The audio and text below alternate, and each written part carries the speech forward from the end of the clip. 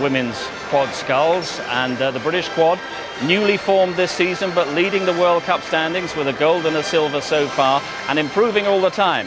They were in lane 2 for the final. We joined it at the start. Conditions appalling. Under starters orders.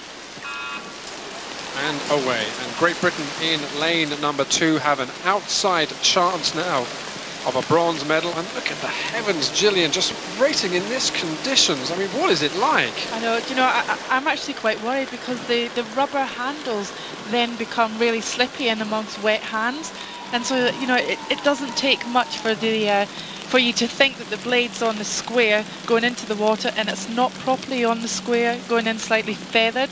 And you know, as a result, possibilities of catching crabs out here. This is not, you know, if we were at home, you know, we would wait on a training session. You would wait for rain to pass like this before you went out. It's quite tricky conditions out there. The finals of women's quadruple sculls at Lucerne. Wait for no woman. This is a real race now, developing all crews along pretty much into their pace. There's nothing in it. Look at that. We're already through 300 meters and looking pretty smooth for Great Britain at the top in lane number 2. The world champions now got out a little quicker. They're about a canvas up on everybody else. There's the stern closest to us. USA, Danka Harris in the stroke. So you give you a crew order there. Kelly Salchoff in 3. Michelle Gret to Hilary Gieman in the bow seat.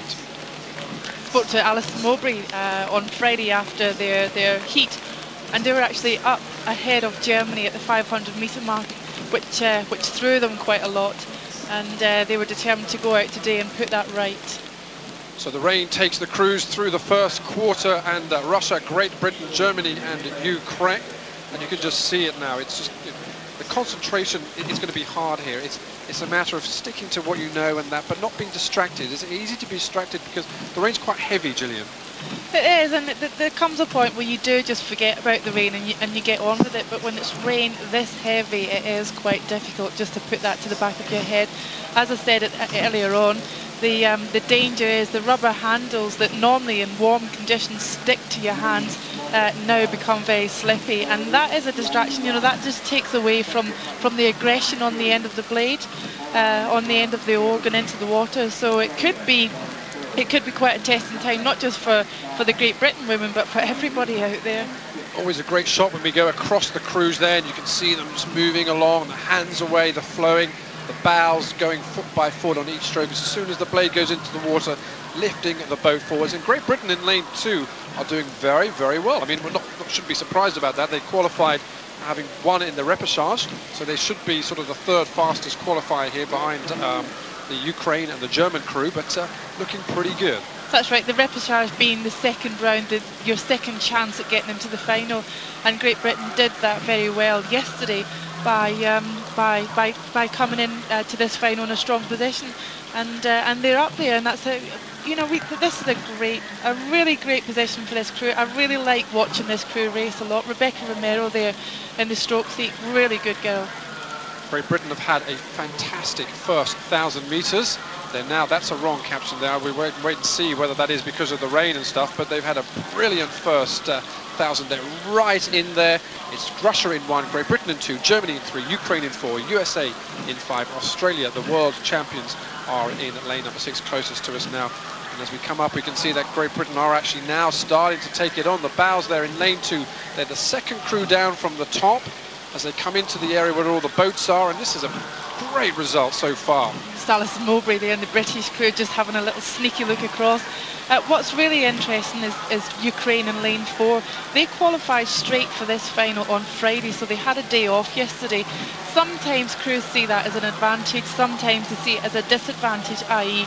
missing out a day of racing and keeping on top of the game. And Ukraine rather in lane 4 have definitely not used it to their advantage at all, and they're suffering as a result. Great Britain now by a matter of 3 feet. It's as little as that. It's Great Britain from Germany And the German crew, I mean, they've got Olympic champions, they've got world champions spread throughout the German crew. Frances Horton there in the blue and yellow there. Look at, they're looking strong, they've got their heads up. Gillian, this is your event at Sydney. You got the silver medal in this. I mean, what happens now at this stage in the race? How do they just take it on, keep away from these chasing crews? Well, I think first of all, they'll be feeling great. Within that unit, they'll be feeling fantastic and know that they are bang on track here. Great Britain are absolutely flying. The rain is teeming down, but that is to no distraction because the British crew in the first 1,000, they were in there amongst it. They were in the third place position. They had a phenomenal, fantastic push at 12:50. That's moved their bows out. They're about 2 or 3 feet ahead of the chasing German crew. And let me tell you, the stern pair of the German crew won the Olympic gold medal in this event. It's just fantastic so far. Just starting to see Rebecca Romero and the stroke seat of the British women's crew starting to jack the rate up, starting to bring the strokes per minute right up. Just got to be really careful though to hold on to those handles nice and tight in the rain, because we don't want any hiccups at this late stage, because they're doing a phenomenal job here ahead of Germany. 12:50. 17:50, 2:50 to go. The German crew in the middle in the blue boat, they pushed on, but Great Britain responded. Rebecca Romero, Frances Horton, Debbie Flood, Alison Mowbray.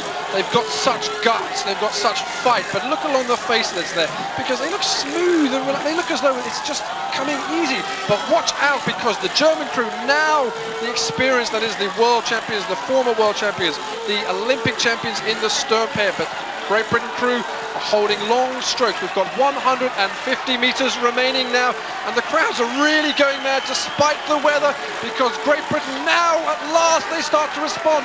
Germany have upped the rate, but Rebecca Romero has finally kicked up a gear. It's going to be close because the German crew are hounding on the line, and it is just by a matter of feet and inches, only inches.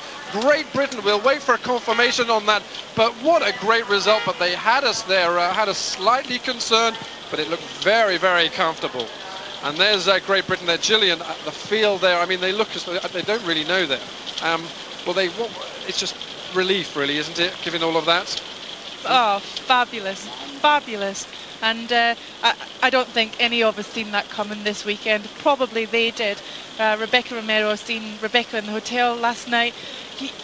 She doesn't express herself. The best way that Rebecca expresses herself is when she has 2 sculls in her hands and she gets out there and rows a little heart out. So there it is, Great Britain top of the medal podium. When we came down this morning, we thought bronze medal perhaps, but they've shown us how wrong we can be. In such style and panache, they come away from Lucerne overall winners. So once again, it's the British women that come to the rescue. What a fantastic result that was, a matter of inches on the line. And a great day too for coach Mark Banks, fresh out of plaster after recently falling off his coaching bike. Well, fingers crossed that everybody now will stay fit for a little regatta in a few weeks' time.